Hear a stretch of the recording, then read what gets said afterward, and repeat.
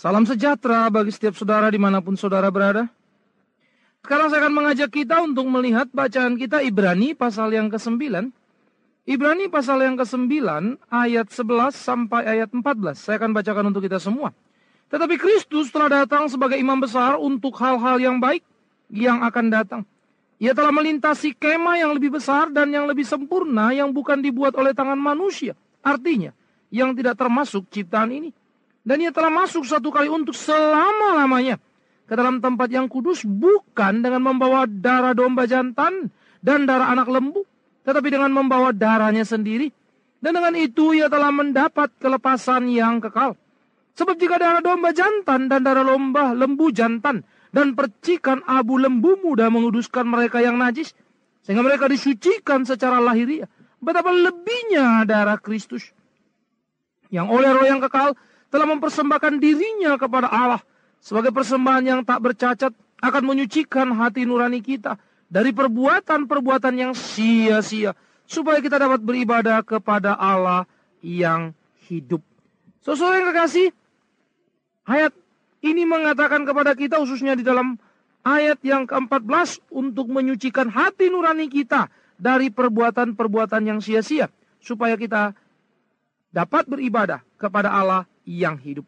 Nah, kita memikirkan sekarang adalah bagaimana hati nurani yang Allah berikan kepada kita yang telah diperbarui oleh Roh Allah menjadi hati nurani yang bukan sekadar hati nurani yang terlatih.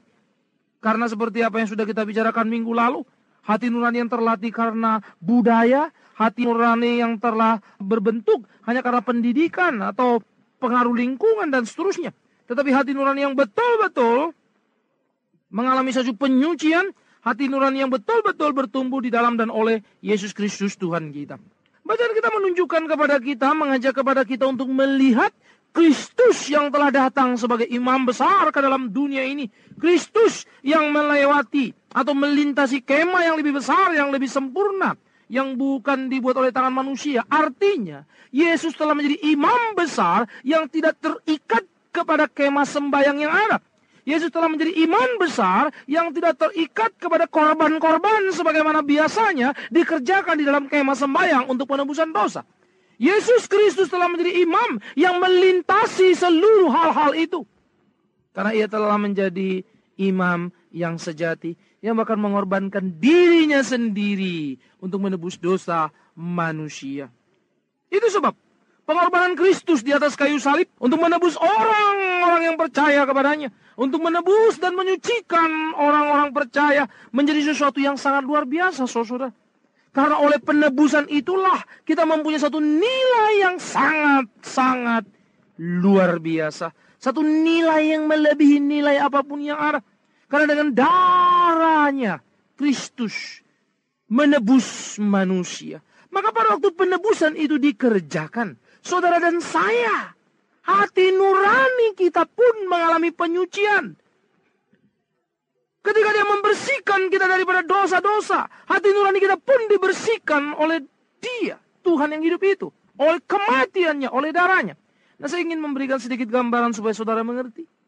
Waktu kita belum mengenal Kristus, mungkin kita juga adalah orang yang baik-baik, yang punya hati nurani yang baik. Karena kita datang dari keluarga yang mempunyai pendidikan baik. Kita datang dari suatu budaya yang baik. Kita datang dari satu lingkungan yang baik. Kita mempunyai pendidikan yang cukup baik. Maka, secara ukuran manusia, hati nurani kita cukup baik. Tetapi, di dalam kebaikan-kebaikan yang saya sebut tadi, kita masih ada di luar garis persekutuan dengan Yesus Kristus. Oleh karena itu, saudara, ketika Yesus mati dan menebus kita, maka sekarang hati nurani kita bukan saja lagi berkualitas baik karena pendidikan yang baik, berkualitas baik karena budaya atau lingkungan-lingkungan yang baik. Tetapi sekarang dia berkualitas baik karena dari Yesus mengubah dan memberi satu status yang baru, nilai yang baru, nilai yang hakiki kepada hati nurani itu sendiri. Maka, jikalau kita membicarakan hati nurani yang bisa bertumbuh di dalam hidup setiap orang percaya, hanyalah hati nurani yang selalu mempunyai kontak atau relasi dengan Dia yang menyucikan hati nurani itu sendiri. Dengan Dia yang memiliki hati nurani itu. Dengan Dia yang memberikan satu tombol pengukur pada hati nurani setiap kita. Maka saudara, yang pertama yang perlu kita pikirkan bersama-sama pada hari ini, hati nurani kita hanya bisa bertumbuh jika memiliki relasi dengan Kristus Tuhan kita. Dengan Sang Imam yang telah menyucikannya. Maka, kepekaan hati nurani, maka kematangan hati nurani hanya akan mengalami terus-menerus pertumbuhan yang konsisten jikalau saya dan saudara tetap terikat di dalam persekutuan dengan Kristus Yesus Tuhan kita. Kehidupan pribadi, pergumulan kita dengan Tuhan, itu memberikan kepekaan kita untuk memahami suara dan kehendak Allah dalam hidup kita. Maka itu juga lah yang akan memberikan proses pertumbuhan yang sehat bagi hati nurani kita. Sehingga hati nurani itu makin lama makin peka, makin matang. Sehingga dia bisa mengambil satu keputusan-keputusan yang serius, yang penting, yang sesuai dengan kehendak Allah. Dan hati nurani itu bisa menolong kita untuk membedakan mana yang baik dan yang tidak baik. Mana yang berkenan dan tidak berkenan kepada Allah. Seperti yang dikatakan di dalam Roma pasal 12 ayat yang kedua. Jadi hati nurani hanya bisa bertumbuh jikalau saya dengan Kristus Tuhan saya selalu mempunyai relasi yang sehat. Yang kedua, saudara, yang menjadi menarik juga kita pikirkan bersama-sama adalah hati nurani yang bertumbuh itu hanyalah hati nurani yang apa? Yaitu yang selalu dilatih. Dan saya memakai istilah kata dilatih begini, saudara. Kita diberi Tuhan hati nurani. Oke? Tetapi hati nurani yang Tuhan berikan kepada kita bukanlah hati nurani yang sekedar ditempel seperti kalung salib pada setiap orang Kristen. Sekedar identitas. Oh, dia Kristen. No. Kalaupun dia identitas, maka dia bukan identitas yang mati. Tetapi justru identitas yang muncul karena perilaku dari hidup orang Kristen itu sendiri. Maka, hati nurani yang dilatih yang saya maksud adalah ketika saudara mengalami kasus-kasus tertentu di dalam hidup saudara. Ketika saudara ingin mengambil satu keputusan. Keputusan itu menyenangkan bagi saudara. Tetapi itu saudara gelisah. Rasanya ada yang salah dengan keputusan ini. Kalau saya ambil, waduh kok hati saya tidak sejahtera. Tapi kalau saya hitung-hitung, sepertinya menguntungkan.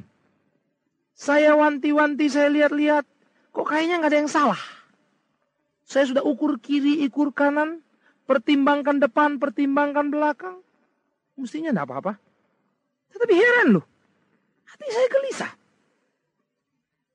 Hati saya menolak. Saya nggak boleh terima ini. Nah saudara. Ketika saudara mengalami pergumulan-pergumulan seperti itu. Maka tindakan yang saudara ambil menyikapi pergumulan akan menentukan hati nurani saudara akan mengalami proses pertumbuhan yang sehat atau bahkan menjadi satu proses yang mandek. Kalau saudara mendengarkan hati nurani dan melatihnya, yaitu dengan mengatakan tidak ketika hati nurani gelisah, sekalipun pertimbangan rasional kita is okay. Kegelisahan itu, penolakan dari hati nurani itu, mesti betul-betul kita kerjakan, mesti betul-betul peka kita pahami. Maka dengan demikian kita sungguh-sungguh, sekali lagi kita sungguh-sungguh harus berani menolak dan mengatakan tidak. Maka saudara, penolakan itulah yang disebut latihan. Yang akan menumbuh kembangkan hati nurani kita. Itulah latihannya. Tetapi kalau kita yang sudah mengalami kegelisahan karena hati nurani yang berteriak, namun kita memenangkan rasio kita. Karena kita pikir Tuhan apa-apa. Sudah timbang sana timbang ini apa-apa kok. Gelisah. Itu kan cuma perasaan. Lalu saudara singkirkan begitu saja. Maka saudara sebenarnya sedang membunuh proses pertumbuhan hati nurani. Itu sebab saya katakan, maka dia akan menjadi satu hati nurani yang mandek, yang tidak pernah bertumbuh dan berkembang lagi. Saudara, itu kita mesti pikirkan baik-baik. Jadi, di dalam hal-hal seperti ini, kita harus bersungguh-sungguh. Supaya hati nurani itu terus bertumbuh di dalam hidup kita. Supaya perbuatan-perbuatan kita menjadi satu perbuatan-perbuatan yang menyenangkan hati Tuhan. Bukan lagi perbuatan yang sia-sia. Bukan lagi sekedar perbuatan yang kita putuskan berdasarkan pertimbangan rasio kita. Terlebih lagi yang mengutamakan sekedar keuntungan kenikmatan bagi kita. Tapi sungguh-sungguh merupakan satu pertimbangan yang seimbang. Di mana hati nurani kita juga berperan maksimal untuk mengambil keputusan yang akan kita ambil. Jadi, latihlah hati nurani Anda. Yang ketiga, saudara, yang perlu kita pikirkan juga adalah hati nurani kita hanya bertumbuh ketika kita berani mengambil resiko di dalam keputusan yang kita ambil. Resiko kehilangan. Resiko tidak mendapatkan apa yang justru dicita-citakan setiap orang. Resiko mungkin menjadi terasing karena dianggap aneh atau dianggap asing oleh orang-orang di sekitar kita. Resiko karena mungkin kita akan dianggap makhluk planet yang gak pada tempatnya. Saudara mulai dianggap aneh karena lurus. Saudara dianggap aneh karena tidak berani siksak. Saudara, di dalam era seperti sekarang di Indonesia ini, kita sedang belajar memasuki demokrasi. Yang bagi saya sih serada sedih juga begitu ya. Pada saat kita bersamaan mendirikan demokrasi di Indonesia, saat itu pula kita sedang melanggar demokrasi. Pada saat kita mengatakan demokrasi, kita juga sedang menginjak-injaknya.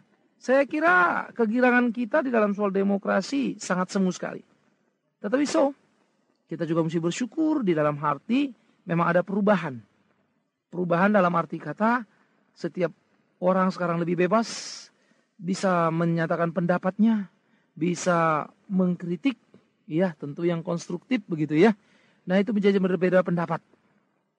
Sekalipun dalam spirit yang utuh memang belum. Misalnya, bagaimana kita dapat mengatakan kita demokrasi kalau kita masih ribut soal gender di dalam soal kepemimpinan? Wanita pria diperdebatkan. Ini demokrasi model apa kita ini kan begitu? Lucu sekali. Aneh sekali. Saya tidak akan terjebak dalam soal sektarian, keagamaan dan seterusnya. Nah, saya pikir itu hanya cuma satu kedok dari para elit politik memakainya untuk kepentingan pribadinya. Untuk mengklaim ya dukungan massa yang belum tentu mendukungnya. Nah ini kita harus hati-hati sekali dalam menyikapi hal seperti itu sehingga tidak terjebak. Bagaimana kita mengatakan kita demokrasi, saudara?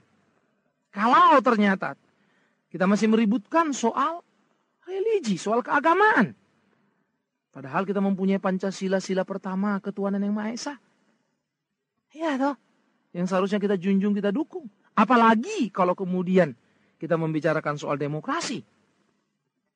Tentu hal ini tidak akan muncul. Tidak akan muncul, saudara. Perdebatan-perdebatan yang gak karu-karuan. Ketakutan-ketakutan yang dirancang. Sampai kemudian cara mencapai tujuan yang kemudian menggeser norma-norma etik dengan membangun pemahaman-pemahaman, konsep-konsep dan berbagai argumen yang tadinya tidak ada menjadi ada. Dan kelihatannya memang benar, tetapi menjadi tidak fair. Karena kemudian berjalan menurut jalan yang dikehendaki dalam kelompok tertentu dan bukan karena memang harus begitu. Nah ini kan menjadi menarik, saudara. Oleh karena itulah, saudara, pada waktu menyikapi hal-hal seperti ini kita mesti berani mengambil sikap. Sikap yang mungkin tidak populer. Ya. Sikap yang mungkin dikatakan salah. Tetapi hanya dengan demikianlah hati nurani itu sekali lagi bisa bertumbuh.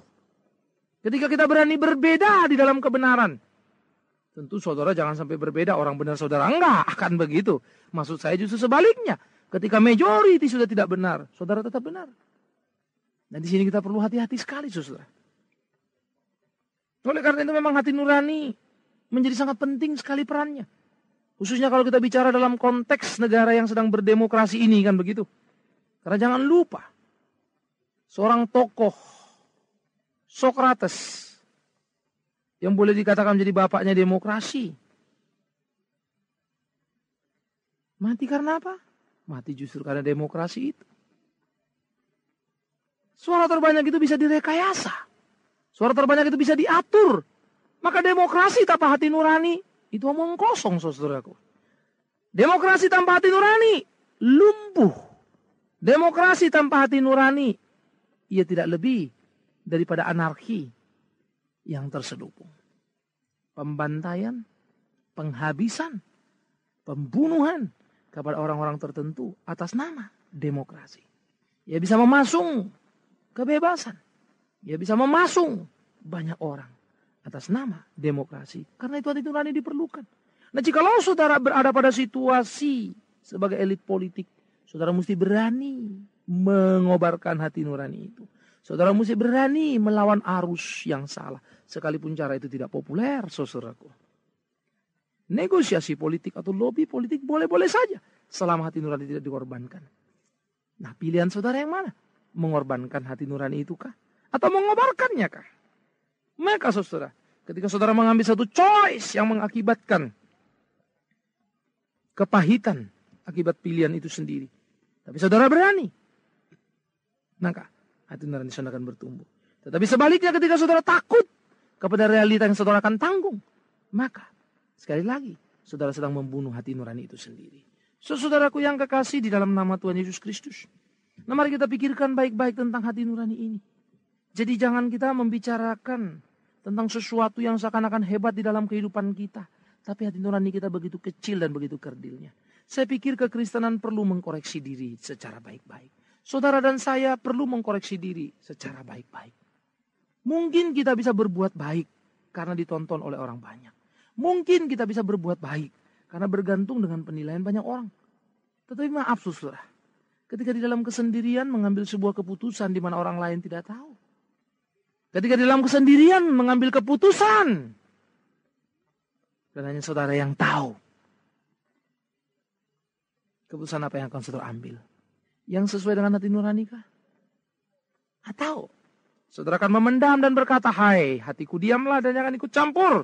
Ini urusanku dan ini kenikmatanku dan ini masa depanku. Lalu saudara mulai memadamkan api itu. Saudara mulai membuat suara hati itu menjadi bisu. Saudara mulai memasungnya. Sehingga dia tidak lagi bergerak bebas. Saudaralah yang bebas. Saudara-saudaraku, bukankah banyak kali di dalam langkah hidup kita, kita harus berurusan dengan hati nurani kita sendiri. Dan seringkali hati nurani itu kalah. Bagaimana ketika saudara bekerja? Bagaimana ketika saudara harus mengambil satu keputusan yang bersangkut paut dengan relasi terhadap sesama atau di dalam keluarga? Bagaimana saudara bersikap terhadap keuntungan yang saudara bisa peroleh? Yang kelihatannya sah-sah saja. Tetapi jauh di dalam sana ada kegelisahan yang luar biasa. Hati nurani Anda.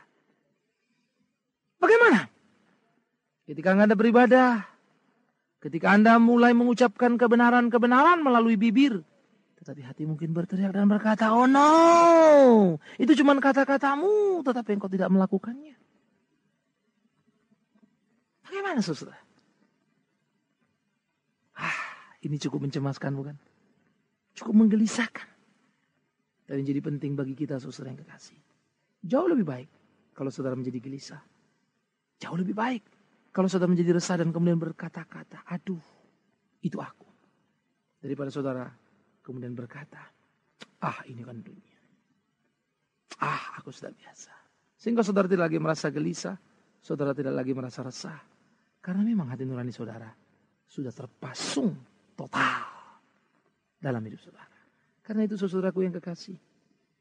Jikalau engkau mau bertumbuh dalam hati nuranimu. Sehingga engkau memiliki kepekaan, kematangan. Sehingga engkau tahu bagaimana mengambil tindakan dalam hidup ini. Yang sesuai dengan kehendak Allah. Yang boleh menyenangkan hatinya. Dan membuat kita terus bertumbuh di dalam dia. Dan boleh bersaksi di tengah-tengah dunia ini. Yang membuat kita mampu menerobos segala lika-liku dan siasat dunia ini. Dan kita boleh sukses lolos dari semua perangkap si jahat. Dan kita boleh berkata, Tuhan, di sini aku. Selidikilah aku. Lihatlah aku. Ujilah aku. Apakah aku bersalah di hadapanmu? Kita berani berkata-kata itu pada Tuhan. Karena nurani kita murni. Nurani kita suci. Karena selalu berangkutung, terikat dan menyatu dengan dia. Kristus Tuhan kita, Imam yang agung. Kira Tuhan menolong kita. Tuhan menggairahkan kita. Tuhan mendorong kita. Supaya hati nurani kita bercahaya. Sebagaimana cahaya yang seharusnya. Ingat, sebelum Anda berangkat kerja. Sebelum Anda beraktivitas. Periksa diri Anda baik-baik. Kalau hati nuranimu sudah mulai tidak peka dan memudar. Berlututlah dan berdoalah. Minta ampun pada Tuhan. Amin. Kita berdoa. Bapa dalam surga, kami bersyukur dan berterima kasih. Tuhan mengingatkan kami. Supaya kami senantiasa mengobarkan hati nurani kami. Memeliharanya supaya suci di dalam hidup kami. Ampuni kami ya Tuhan. Jikalau kami sengaja atau tidak, justru melemahkan hati nurani kami. Bahkan mungkin kami sedang atau mungkin sudah membunuhnya. Tolong kami. Ingatkan kami. Kami mau berharap padamu ya Tuhan. Di dalam Yesus Kristus, Juru Selamat kami hidup. Kami berdoa.